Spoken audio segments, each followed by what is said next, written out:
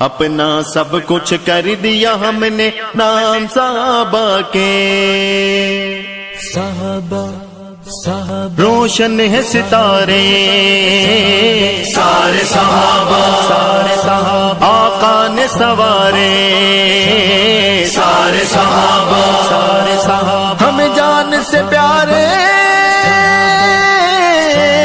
سارے صحابہ اللہ ہے ہمارے۔ طالب علم درسگاہ رحیمی کا آپ سے کچھ باتیں کہہ رہا ہے۔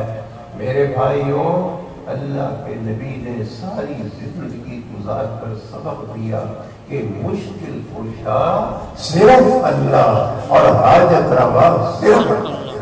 میرے حسین نے سبق دیا، یہی وجہ جب چلے ہیں مدینہ المنورہ سے مکہ المکرمہ اور مکہ مکرمہ سے شہادت تک، کسی تکلیف اور دکھ کے موقع پر اپنے آپ کو بے کس پا کر، بے بس پا کر بھی میرے مولا حسین رضی اللہ تعالی عنہ نے غیر اللہ کو نہیں پکارا، صرف اللہ کو پکارا، علی کو نہیں پکارا، اپنے نانا کو نہیں پکارا، اپنے ابا کو نہیں پکارا، اپنے بہنوئی عمر کو نہیں پکارا، نہیں کس کو پکارا؟ کہو سب حسین نے ہمیں سبق دیا کہ توحید اسلام کے بنیادی عقائد میں پہلا عقیدہ ہے۔ اگر تم اس میں کچے ہو گئے اور جھول پیدا ہو گئی، باقی پھر انسان کی نجات مشکل ہو جائے گی۔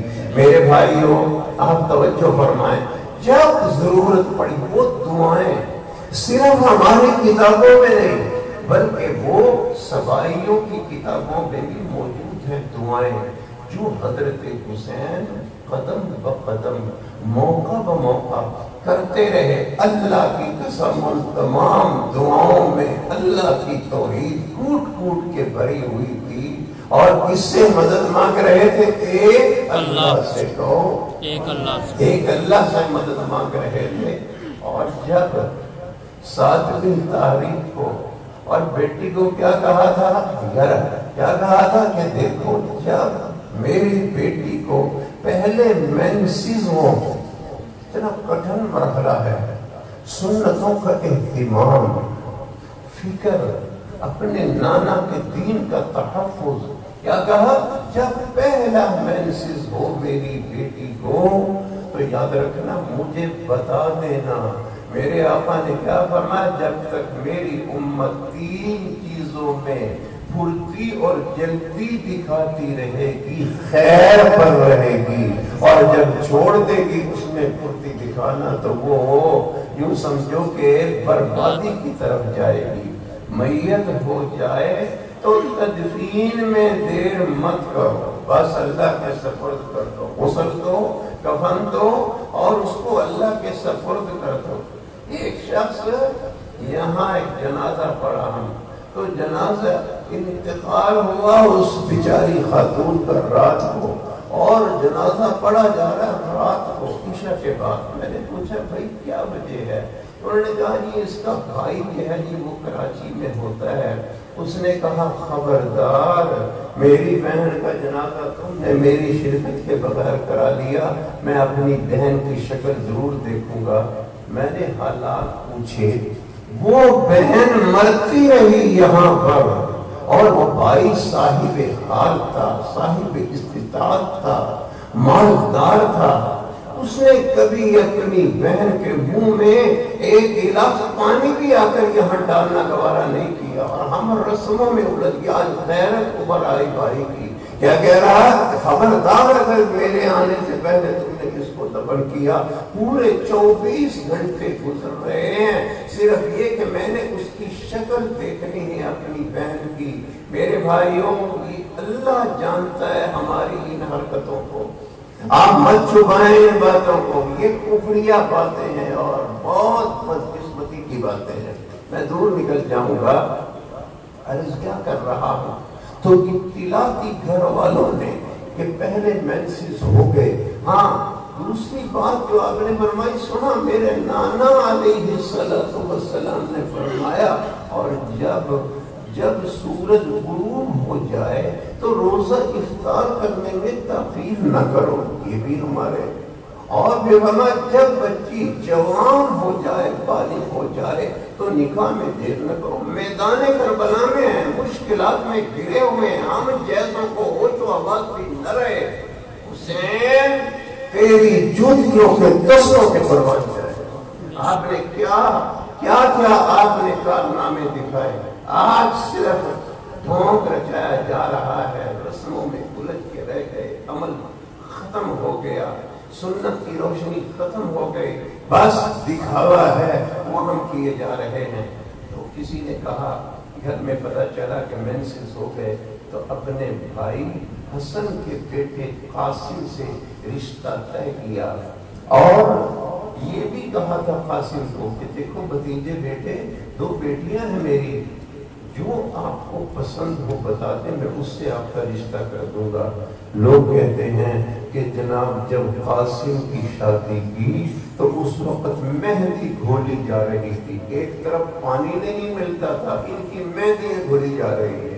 آج دیکھیں آپ مہندیوں کا نظام، ہماری بچیاں سر پر دوپٹے نہیں ہیں، ان کے چہرے ان کے کھلے ہوئے ہیں، رات میں روشنی ہو رہی ہے، اور جناب کہا جائے مہندی جا رہی ہے، اور ہاتھوں میں چراغ ہیں، یہ چلی جا رہی ہے امت محمدیہ کی بیٹیاں، میرے نبی کریم علیہ السلام کی امت کی بیٹیاں چلی جا رہی ہیں، اور ہم بے غیرت ہو کر تماشا دیکھ رہے ہیں، سنتوں کو ذبح کیا جا رہا ہے، اور ہم بے غیرت بنے ہوئے ہیں، ہم مہندی کریں گے۔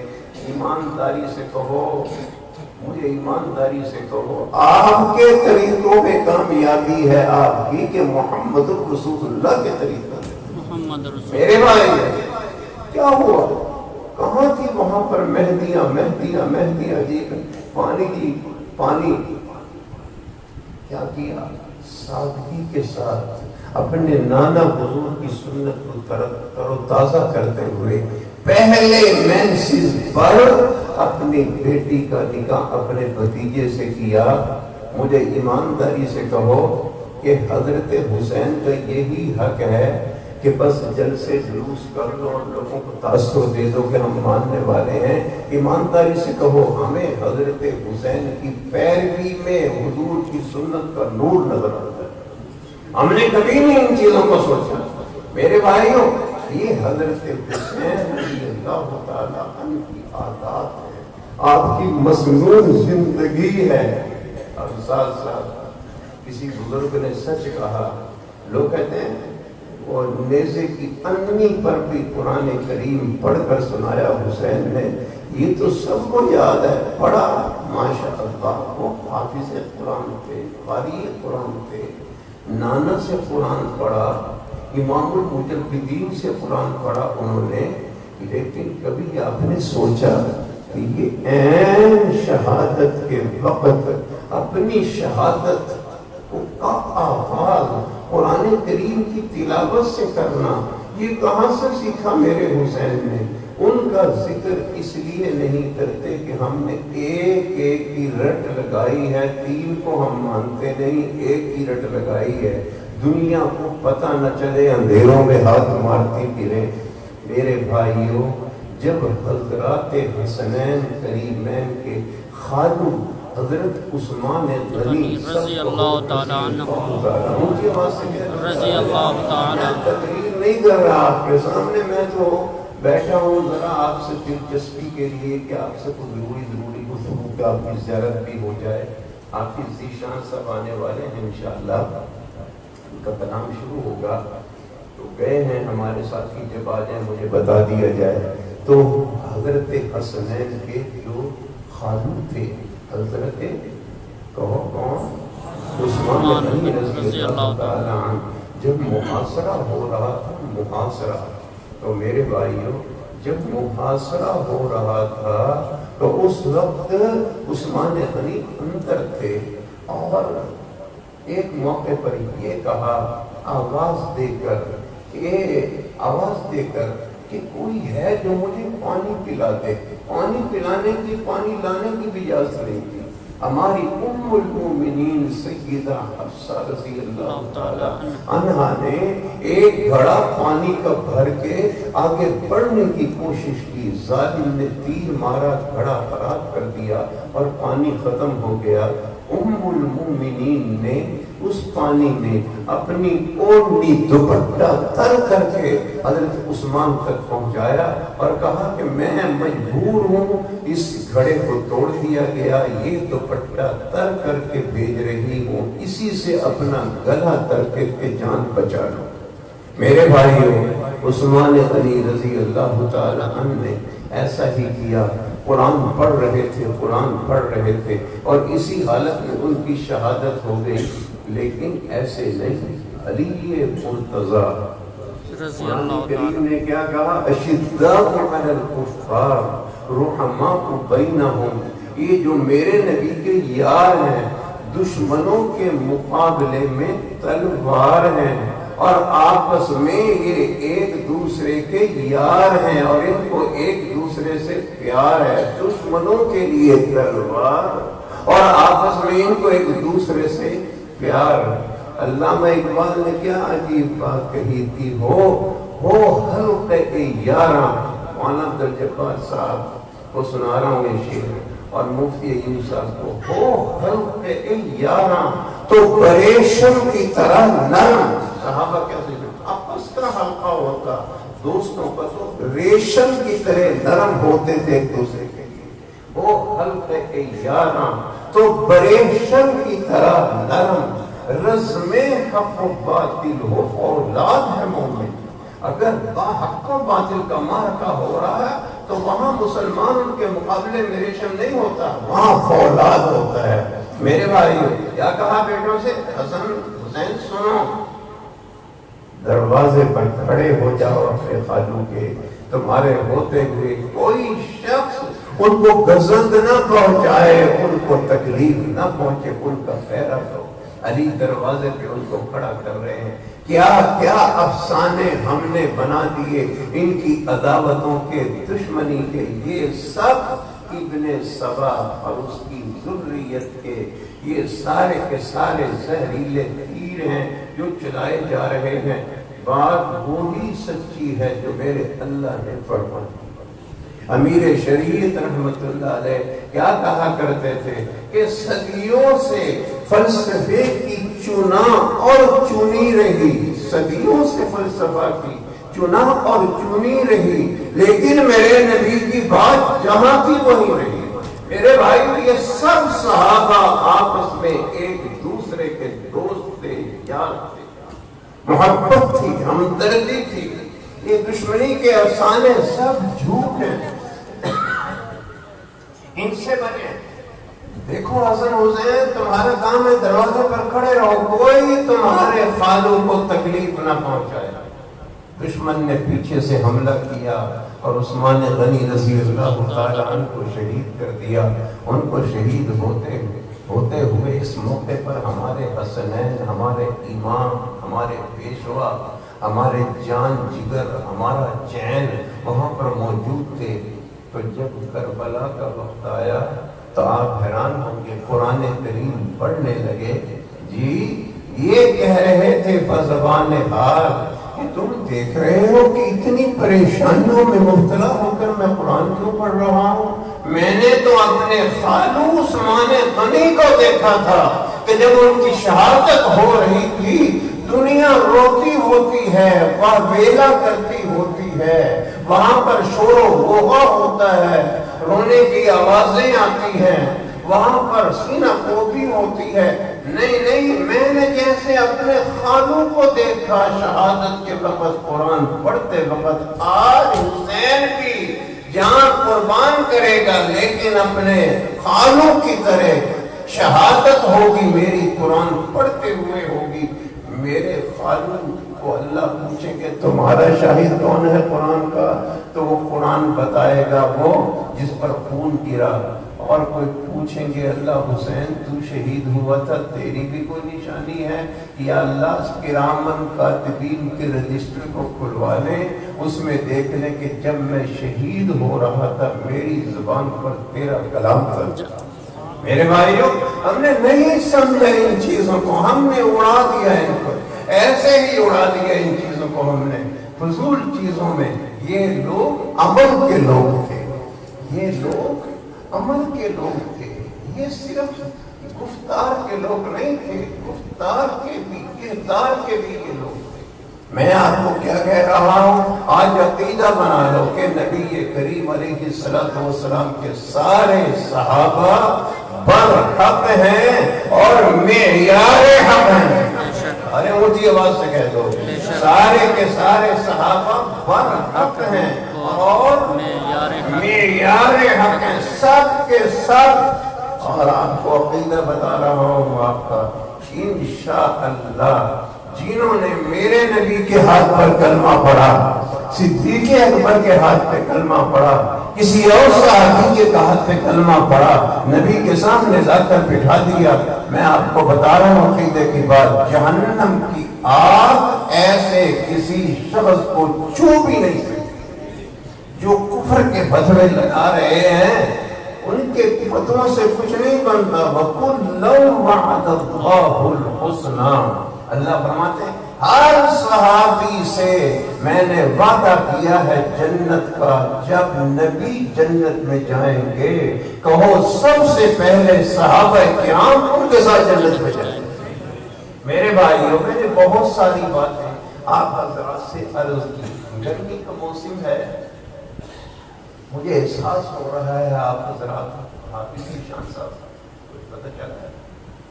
اچھا تو وہ آ رہے ہیں انشاءاللہ، تو بھائی پتہ کریں ذرا، اب دیر نہ ہو تاکہ ساتھی وقت پہ فارغ ہو جائیں دیا۔ تو بھائیوں عرض کیا کر رہا ہوں آپ کے سامنے کہ آپ حضرات اپنے عقائد کی حفاظت کریں۔ علامہ شبیر، علامہ شمس الحق صاحب افغانی رحمت اللہ علیہ کا بیان ہو رہا تھا، ہمارے بھائی مولانا عبد الجبار صاحب تو اچھی طرح جانتے ہیں، بہت بڑے عالم دین تھے، تو ہم قلعہ قاسم باغ پہ بیٹھے ہوئے ان کا بیان سن رہے تھے، تو انہوں نے ایک بات کہی تھی، وہ میں سناتا ہوں، اس سے ایمان تازہ ہوتا ہے۔ تو فرمانے لگے کہ صحابہ کی شان کیا ہے؟ خلیفہ منصور بہت بڑا خلیفہ تھا، اس سے کسی نے پوچھا کہ منصور یہ بتاؤ تم اتنے بڑے خلیفہ ہو اور تمہارے اس تاج میں، تمہارے اور تو سارے اونچی آواز میں تمہارے، لو جی حافظ صاحب آ رہے ہیں، میں اپنی یہ بات کہہ کے پھر حافظ صاحب کو دعوت دیتا ہوں تاکہ آپ کو انتظار نہ کرنی پڑے۔ میرے بھائیوں سنو، توجہ فرمائیں۔ فرمانے لگے وہ اس سے کہا کہ منصور تم اتنے بڑے خلیفہ ہو تو بتاؤ، اور تمہارا تاج اتنا مرصع ہے، اتنا مزین ہے، اس میں لاکھوں لاکھوں روپے کے ہیرے لگے ہوئے ہیں، تمہیں کسی چیز کی تمنا بھی ہے اس وقت؟ انہوں نے کہا دو چیزیں ایسی ہیں جن کی میں تمنا کرتا ہوں کاش وہ پوری ہو جاتی۔ کہا کیا؟ ایک تو یہ جب میں کسی محدث کو دیکھتا ہوں کہ وہ درمیان میں بیٹھا ہوتا ہے اور اپنے طلباء کو حدیث کا درس دیتا ہے، قال قال رسول اللہ صلی اللہ علیہ وسلم، تو مجھے رشک آتا ہے اور میں کہتا ہوں تیری سلطنت اس کے مقابلے میں کچھ بھی نہیں۔ تمنا کرتا ہوں کاش میں بھی حدیث پڑھتا اور میرے ارد گرد بھی طلباء کا ایک حلقہ ہوتا اور میں بھی ایسے ہی حدیث پڑھتا اور تشریح کرتا۔ قال قال رسول اللہ صلی اللہ علیہ وسلم۔ ہمارے جو بزرگ تھے شیخ العرب والعجم مولانا سید حسین احمد مدنی سب کو رحمت اللہ علیہ، آپ ناراض نہ ہونا، اور اگر ناراض آپ ہو بھی جائیں مجھ سے تو میں آپ کو راضی کر لوں گا، آپ کے گھٹنے پکڑ لوں گا، ٹھوڑی کو ہاتھ لگا لوں گا، آپ کہاں جائیں گے ناراض ہو کر؟ بس یہ بات ختم کر رہا ہوں، مجھے آپ کے چہروں کو دیکھ کر خوشی ہو رہی ہے۔ میرے بھائی مولانا سید حسین احمد مدنی رحمت اللہ علیہ نے 18 برس روضہ اطہر پر بیٹھ کر حدیث کا درس کیا۔ کوئی ہے مائی کا لال جو حسین احمد جیسا آدمی لائے؟ اور جب حدیث پڑھاتے تو یہ نہیں تھا قال قال رسول اللہ صلی اللہ علیہ وسلم کی یہ جملہ نہیں، سامنے مواجہہ شریف تھا جہاں نبی کریم علیہ السلام کے ایسے قبلے کی طرف چہرے مبارک ہے تو فرماتے قال صاحب هذه الروضة المطهرة، اس روزے والے نبی نے یہ فرمایا، اس روزے والے رسول نے یہ بات فرمائی، قال صاحب هذه الروضة المطهرة۔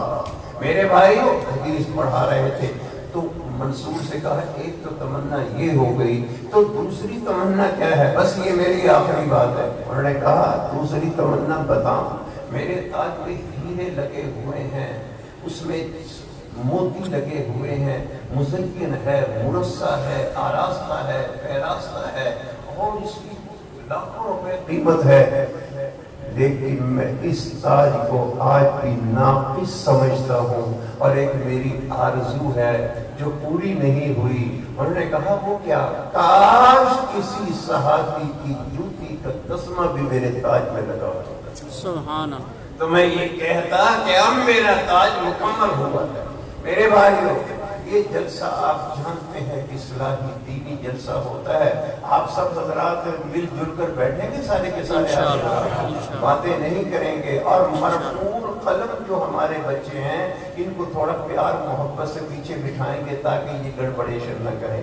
اب میں کسی تاخیر کے بغیر یاد رہے، میں ترتیب بتا دوں آپ، حافظ ذیشان صاحب کا اب کلام ہوگا انشاءاللہ، اور اس کے بعد جو ہمارے خصوصی مقرر ہیں اس مجلس کے، ہم طول اس لیے نہیں دیتے، ایک تو یہ اکثر جو ہمارے رابطہ علماء اہل سنت والجماعت کے علماء ہیں یہ بیچارے مجھے اپنا بڑا ہی سمجھتے ہیں، حالانکہ میں ان کا جو کفش برداری ہوں، بڑی بات ہے، یہ تیار نہیں ہوتے بات کرنے کے لیے، تو اس لیے ٹھیک ہے آپ کے انتظار کرتے ہیں۔ میرے بھائی حافظ ذیشان صاحب کا کلام ہوگا، آپ مستعد ہو کر بیٹھیں اور بات کو سمجھیں، توجہ سے سنیں ایک بات تو بات، اور اس کے بعد ہمارے